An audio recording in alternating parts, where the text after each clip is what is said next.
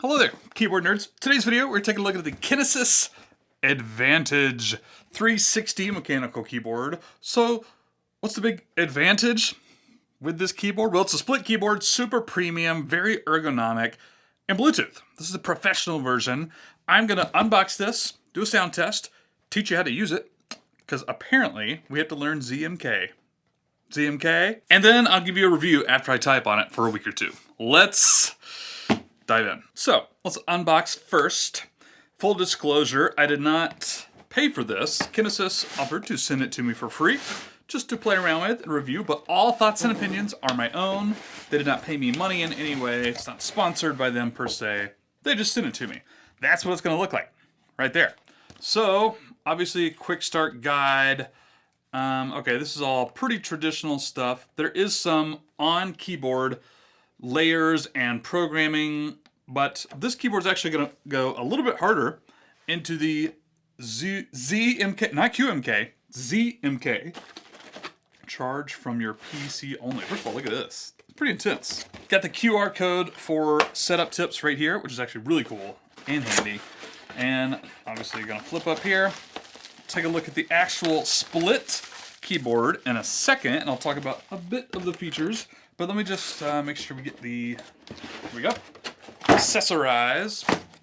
They also have palm pads, which are apparently integrated onto the actual split keyboards itself. These are sold separately. I'm gonna open this while we are at it. Rip, rip.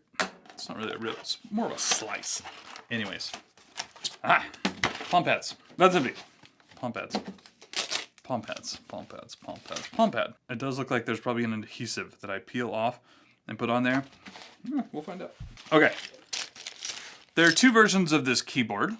The first one, this one that I have here, is the Pro version, which is ZMK compatible, and you use their online configurator, which I'll show you in a second, to customize the keyboard. It has ABS, shine-through keycaps, whereas the other version, Smart Set, the Smart Set model, not Bluetooth, USB-C, has like probably the die sub or a PBT keycaps, I think I read. Bridge connector, in case you want to connect the two sides of the keyboard together to have them like fit into a place there. PC cable, but I have a Mac. No, it doesn't matter. Another PC cable, USB-C, extra keycaps, and a keycap puller, and then that's it. All right. So the keyboard itself. This is what it's going to look like on your desk. Obviously split keyboard, you can move around, contoured to be, better ergonomically for your wrist and your fingers. Ortholinear layout, meaning each row is not staggered a little bit. That's just a straight line of keys, etc. Most of the, so this is like 10 key layout, mostly. It has a number row. It does not have a function row. And in fact, most of the home cluster keys are on your thumbs. There you go, right there. You press those with your thumbs. Very sharp and heavy, well-built construction. We'll talk about that in the review, actually. I don't need to tell you that. So, here is what we're looking at right here. Apparently, these things rotate this way to better fit however you have your hands. Off air, as in before I recorded the second part of this little unboxing, I tried for like 5 minutes to get it to work. Couldn't figure it out. Even read the instruction manual, which said to depress the button. Show me the button. Find the button on here. Is it this? No, it's not. Can't depress that. Let's see what's in here. Yeah. Oh, brown. Gateron browns. Tactile switches. I'm going to assume that's Gateron. I assumed correctly Gateron browns in this one, but I also read on their website that you can get the Kale box switches. I wish they'd sent me that. I would love these with like Kale box pinks or whatnot. Doesn't matter. I'm pretty sure this is hot swappable. I didn't actually look into it. I'll try and take one of those out in a minute. So really quick, let's see if I can connect this. I just hit the on switch on my computer just to see if anything popped up.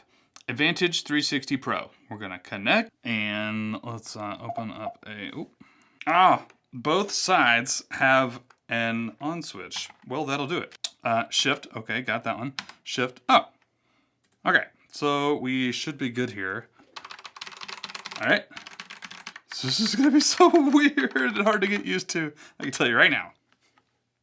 I found the button. It took me Googling it, but I found it. And now I kind of feel like an idiot. I have college degrees, people. This is ridiculous. It's under here. There's the button. Oh my gosh, look at that. It works. Okay, I don't know why that was so hard for me to find. Let's not talk about this again. So now that my 360 is tinted, let's do a really embarrassing typing test. I say embarrassing because I've never actually typed a sentence on this before, and I have a feeling it's gonna be awful to start with. Wait, one more amazing feature, didn't realize. No stickiness for these palm rests. No, it's magnetic. That's amazing. Well done. Oh, it's delightful. I'm excited. I'm super excited. Now let me embarrass myself.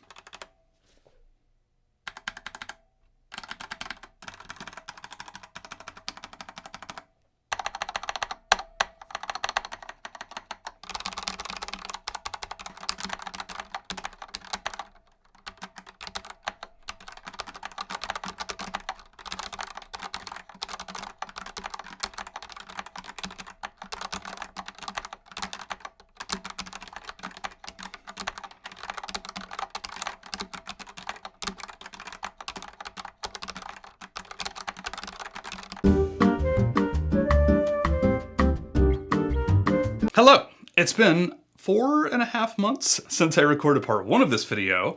So here's what I'm gonna do. I'm gonna tell you why, because it's actually important. Number 2, I'm gonna give you the 60-second review. So if that's all you're here for, then you can exit out of this video. But after that, I'm actually gonna show you how to set this up. We're gonna dive deep into flashing this keyboard. This one's not quite as simple. There's no like onboard programming. You gotta get your hands dirty with GitHub or code or the GUI and flash the keyboard.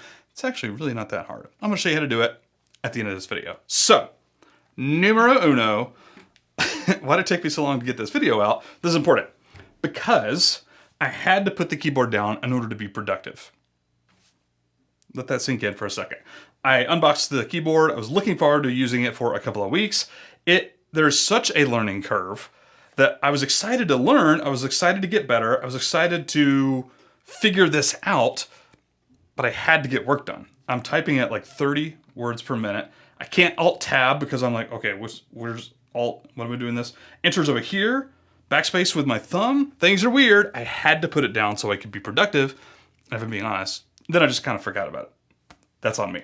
But I picked it up about a week ago and I've been slamming monkey type, trying to get used to it. And I have made improvements, so I'm ready to hit you with my review now. I'll do my best to keep this a little short.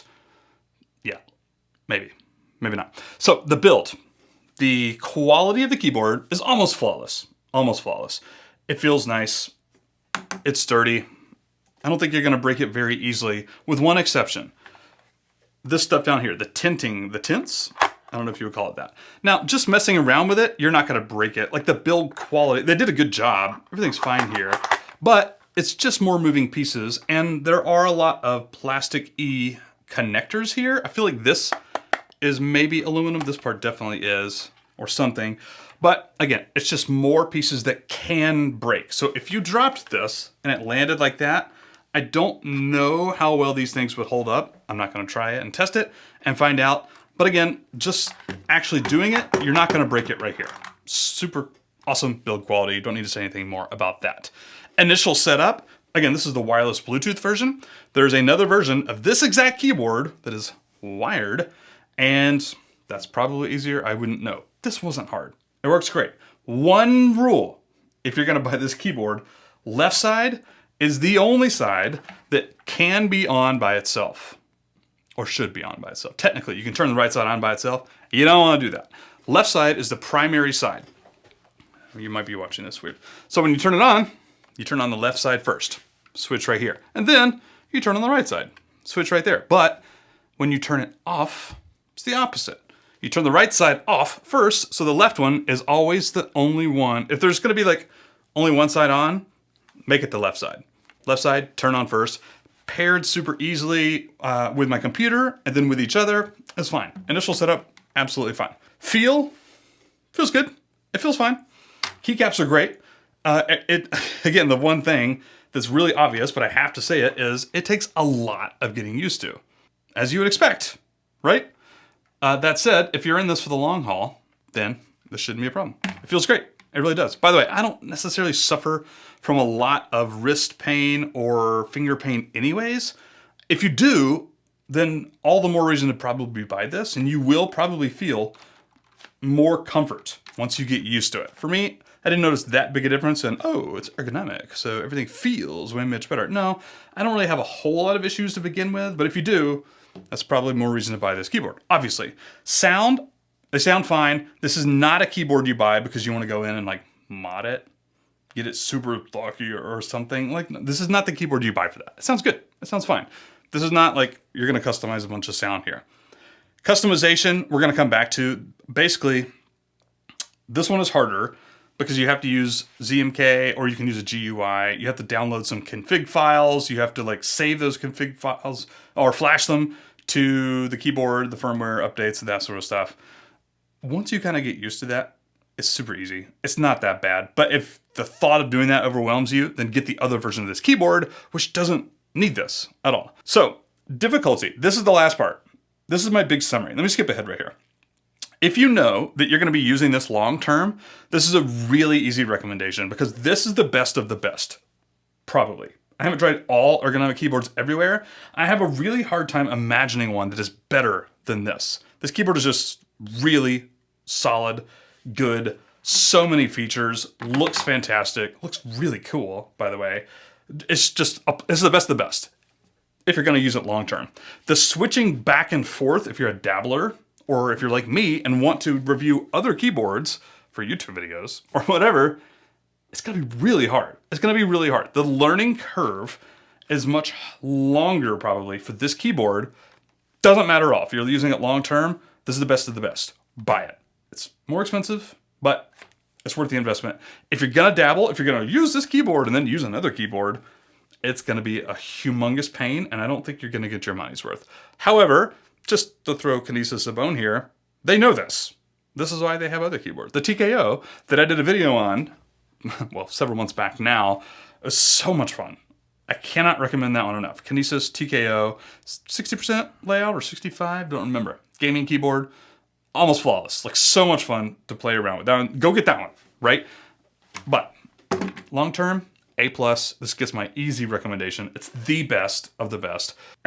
One more thing, just before I show you the customization stuff. I want to show you where I had most of my concerns with the learning curve. You might be surprised. C, V, and B, and then N.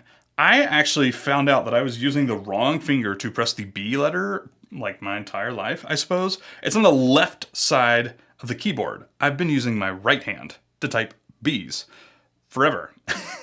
I'm assuming it's wrong because they made the keyboard. I don't know. It took me a really long time to get used to. But even after I kind of got used to it, after my monkey type sessions, I still found these 4 words. Again, they're all on the same spot. If you look at a normal keyboard, like the bottom row, very difficult for accuracy for me personally. Spacebar, only right hand. I got used to this really quick. I do hit spacebar with my left hand on a normal keyboard every now and then, but when I was practicing, I got used to this like no problem. Like 5 minutes in, spacebars were good.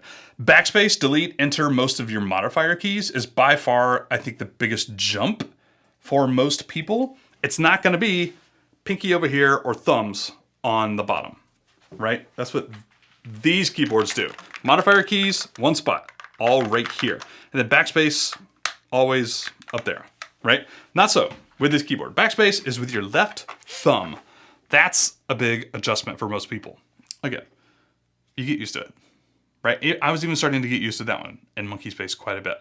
The one thing I didn't really get used to yet was the modifier keys. I'm on a Mac, so Command, Option, Control, that sort of stuff, I just could not get used to. It was not in like a very normal spot. Even if I was like, okay, I'm gonna use my thumbs for the Command key, which is what I'm used to, it's in a different spot, right? It's in a different spot, literally, and I had to like figure all this out. And I didn't actually change the keycaps. I did download the Mac firmware.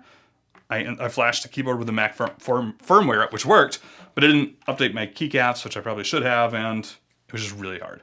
But again, if you're gonna use this long term, you can customize it, and then you're gonna get used to it, and it's absolutely gonna be fine. I have no issues or no doubts. Anybody could get used to this keyboard, except for casuals who are gonna be switching. Dabblers, beware, it's gonna be super hard. That said, it looks cool. It does. So let me walk you through the flashing, customization, ZMK, all that sort of stuff.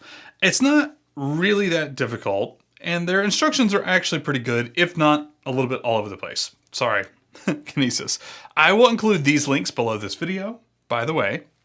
The first one I have open here is, you can see the layout, their website is a little bit funky, and this specifically refers to flashing instructions. Can be found at the top of the page. It ain't at the top of the page. I think what they're referring to are these manuals. So these links right here, you're gonna wanna open, because almost everything you need is in one of these manuals. There's a quick start guide, the manual, and then the firmware instructions, which I believe is what I'm looking at right now. On page 2, these are the steps to edit, or not, excuse me, these are the steps for flashing the keyboard with the new firmware or whatnot. So here's what we're gonna do. We're gonna use the GUI because it's way better.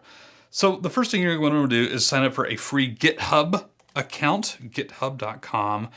I'm already signed in, but you can create an account for free. You can think of this like just code storage, cloud storage. You can upload projects and repositories or whatever.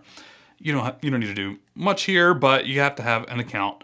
I recommend going to their GitHub page right here. I just clicked it from this page, which I'll link below. You'll see code, files, folders. You don't need to look at any of this. You don't need to touch any of this. What you need to do is fork this, AKA copy this, to your GitHub account. Right now, this is the Kinesis thing. So just click fork. I have already done this. It's not gonna let me fork it to the one that I already have done, but all you gotta do is create fork. You can name it if you want to. I recommend just doing the V3 branch, which is the newest, I presume. You should be fine. Just hit create fork. And then it'll take like, I don't know, maybe like 30 seconds-ish. Okay, so you fork it, you copy it into your own account. You will go to actions. You will see not this.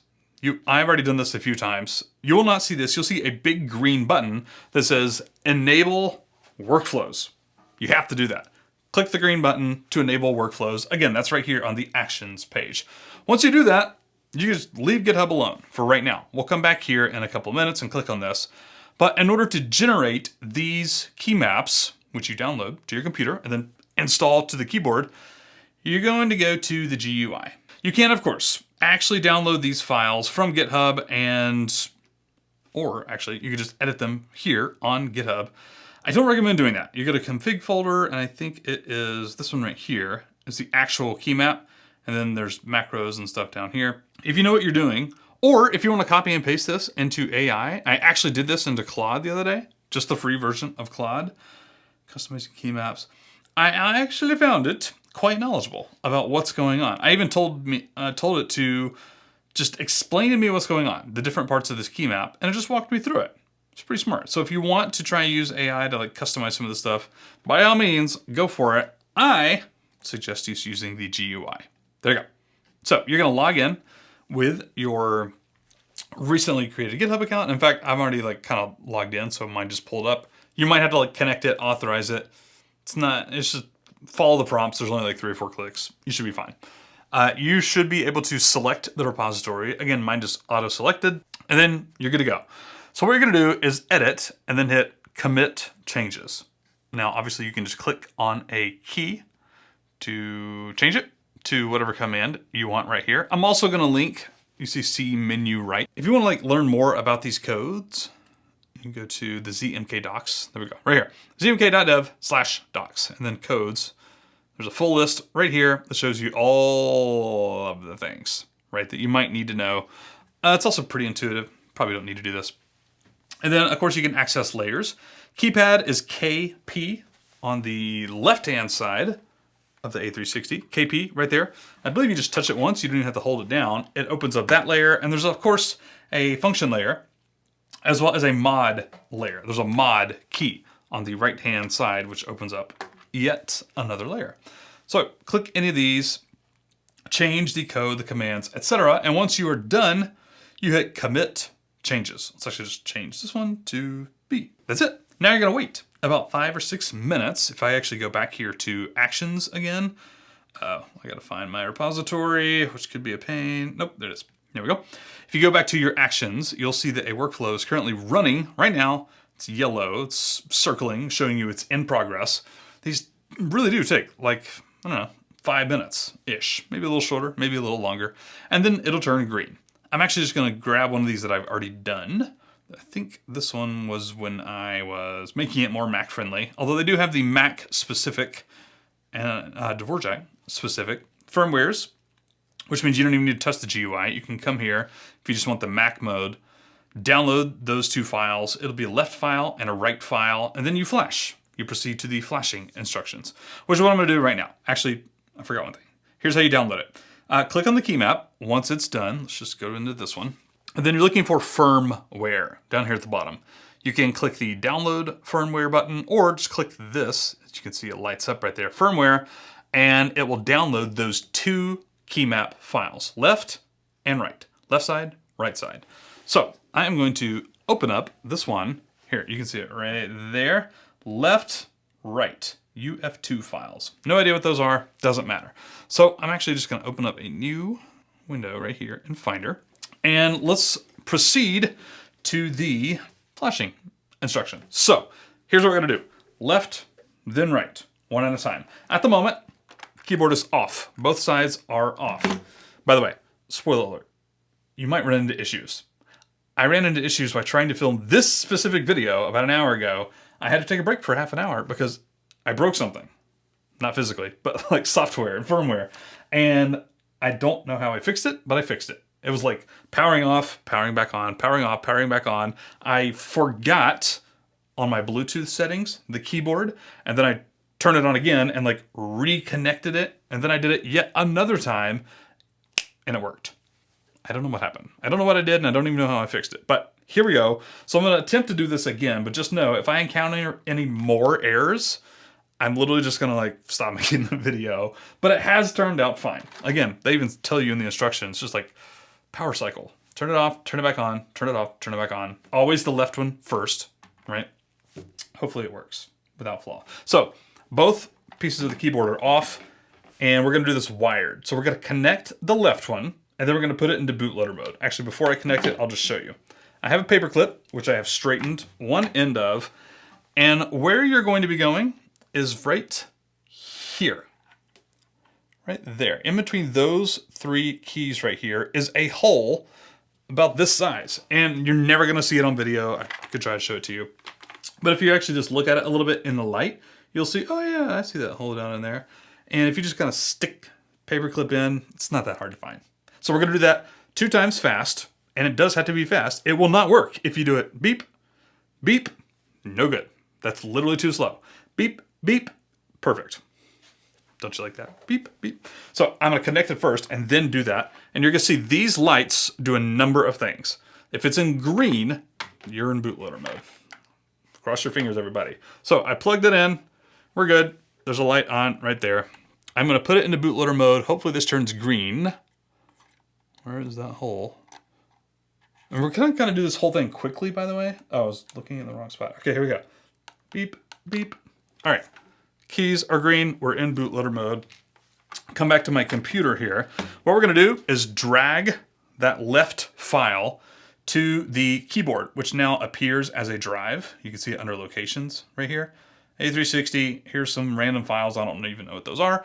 What we're gonna do is drag the left file. This is the firmware that I downloaded right here. When I do this, it's gonna automatically disconnect once it's done.